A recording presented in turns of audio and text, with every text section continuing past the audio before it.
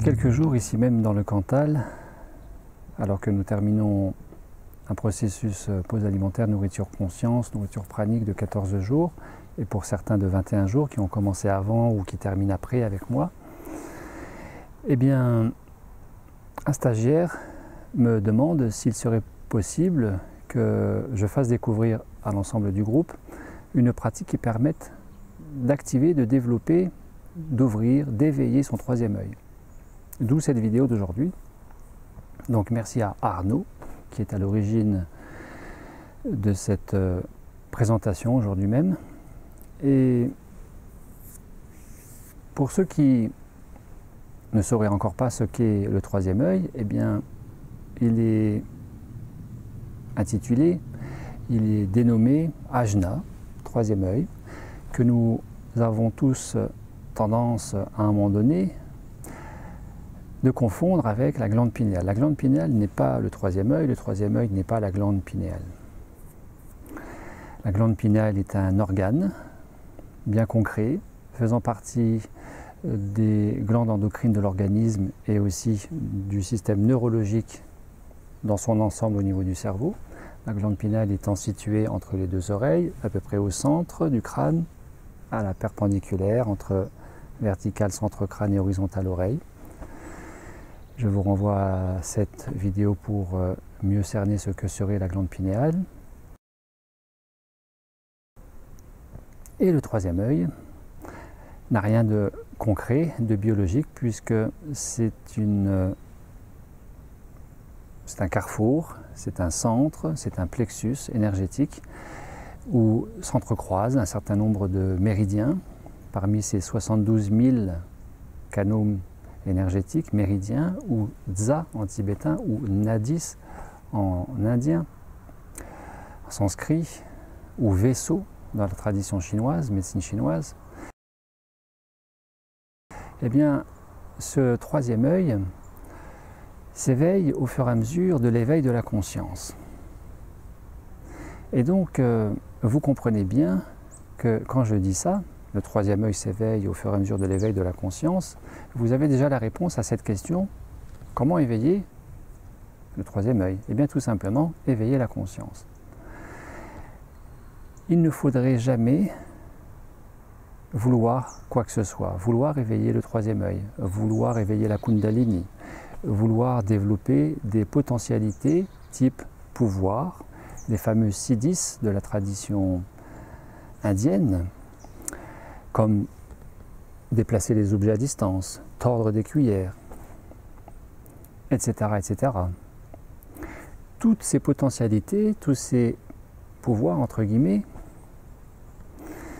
naissent, apparaissent au fur et à mesure que la conscience s'éveille. Et comment élever, éveiller la conscience? Eh bien c'est très simple, ici et maintenant, tout simplement. Ici et maintenant, dans cette conscience de la corporalité qui nous anime tous les jours, la conscience du corps, sur la base du écouter, percevoir, ressentir.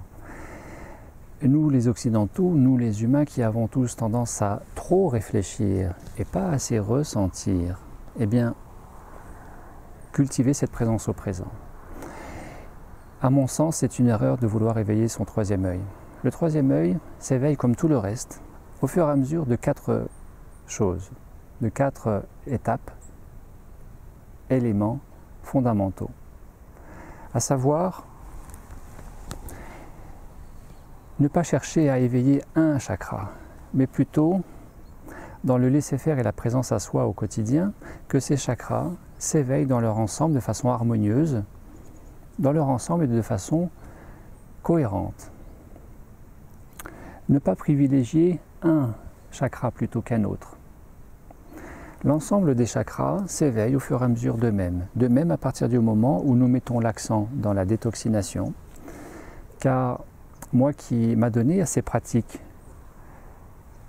somato, psycho, spirituelles, quand j'avais une vingtaine d'années, il m'est arrivé de faire des malaises vagaux, malaises vagales, parce que de solliciter cette énergie universelle de vie qui circule dans les méridiens et d'aller en chercher encore plus à l'extérieur, et d'un solliciter davantage d'énergie dans ce corps qui n'était pas prêt pour cette charge énergétique, pour ce taux vibratoire énergétique au niveau du corps, eh bien ça faisait tension, parce que tout simplement les nadis, les méridiens n'étaient pas décrassés. L'organisme n'était pas prêt pour recevoir autant d'énergie, et il y avait une soupape. Il y avait une soupape qui était le malaise. Donc ne cherchez pas à éveiller quelque potentialité que ce soit, cherchez simplement à vous mettre à jour avec vous-même. Et se mettre à jour, ça va être de cultiver l'intériorité, de cultiver le regard vers l'intérieur, de cultiver la pause alimentaire, de cultiver la retraite, se retirer du monde, la grande Maya, le monde de l'illusion, puisque tout est impermanent dans ce monde manifesté matériel, tridimensionnel, pour aller connecter son monde intérieur et ainsi, comme le disait Jung, qui regarde à l'extérieur rêve, qui regarde à l'intérieur s'éveille.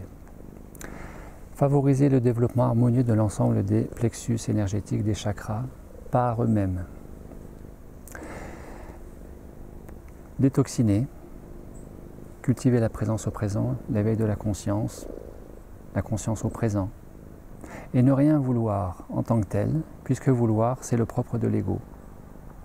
Et que si vous développez un pouvoir, type troisième œil ou autre chose, vous développez aussi, potentiellement, fort probablement, aussi de l'ego, parce que vous allez vous attacher à cet acquis, qui, dans l'absolu, est aussi une illusion.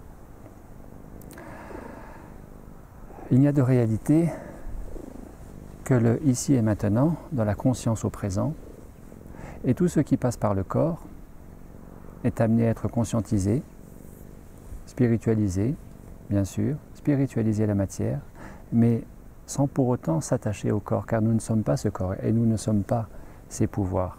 Nous ne sommes pas le troisième œil, nous ne sommes pas la clairvoyance, puisque le troisième œil, ou ajna, développe la clairvoyance, c'est-à-dire la vision subtile, versus la vue de l'organe l'œil. Le troisième œil se caractérise par cette clairvoyance qui est la capacité à percevoir avec cette vue de l'intérieur, ce regard de l'esprit, percevoir ce que l'œil physique ne perçoit pas. Par exemple, les corps éthériques, le corps astral. Par exemple, les particules de lumière, le prana dans le ciel, qui est déjà une potentialité du troisième œil. Par exemple, de distinguer dans la nuit le pourtour, l'aura, le rayonnement aurique, coloré d'une flamme de bougie ou d'un lampadaire ou d'un phare de voiture. Est-ce que vous distinguez cette luminosité qui émane de la flamme de bougie, du phare de la voiture, du lampadaire dans la rue la nuit? Et non seulement cette luminosité, mais aussi cette couleur en dégradé arc-en-ciel. Eh bien, tout cela, c'est propre à la clairvoyance. Et tout cela se développe naturellement. Il n'y a qu'à être témoin de ce développement en étant simplement présent ici et maintenant avec soi-même et avec le tout. Alors, me direz-vous, comment savoir si votre troisième œil est activé? Eh bien, je viens d'y répondre, de cette potentialité à distinguer des choses subtiles par l'œil subtil, mais aussi de faire le point avec vous-même sur cet équilibre, cette balance entre le trop cartésien et le pas assez spirituel. Plus vous êtes attaché à la matière, plus vous êtes cartésien, plus vous n'adhérez que à ce que vous voyez. Or, ce n'est pas parce que vous ne voyez pas que ça n'existe pas. Et moins vous êtes attiré par les sciences de la conscience, la spiritualité au sens large, plus vous manquez de curiosité pour la vie au sens large, plus vous êtes dans ce confort ronronnant des quatre murs de notre vie de tous les jours, métro, boulot, dodo, plus probablement vous n'avez pas développé, activé toutes ces manifestations propres à l'esprit, dont fait aussi partie le troisième œil. Moins vous êtes cartésien, plus vous êtes dans cette faim de tout, et non pas simplement la faim de l'estomac, mais que tout vous donne faim, de tout vouloir connaître, de tout vouloir comprendre, de vous sentir relié à tout. Plus vous êtes dans cette présence consciente au présent, plus vous êtes ancré, c'est très très important. Et plus vous êtes dans l'équilibre entre le cerveau gauche et le cerveau droit, entre la conscience inférieure qui est le mental cartésien et la conscience supérieure qui est la conscience intuitive, eh bien, plus les choses se font naturellement. Plus vous êtes en conscience, connexion avec vous-même, dans cette globalité du tout, le tout microscopique, plus vous vous sentirez relié au tout macroscopique qui est le champ unifié quantique et qui est l'univers en tant que tel. Se sentir relié au chat, relié aux arbres, relié au ciel, relié à la pierre, relié à chaque être humain qui est de notre entourage environnement. Ne cherchez pas à éveiller le troisième œil, cherchez simplement à éveiller la présence au présent. Détoxinez l'organisme, prenez soin de l'organisme, cultivez l'ancrage, c'est très très très important. Pratiquez la méditation qui est écouter, ressentir chaque instant. Merci à vous, à très bientôt, au revoir.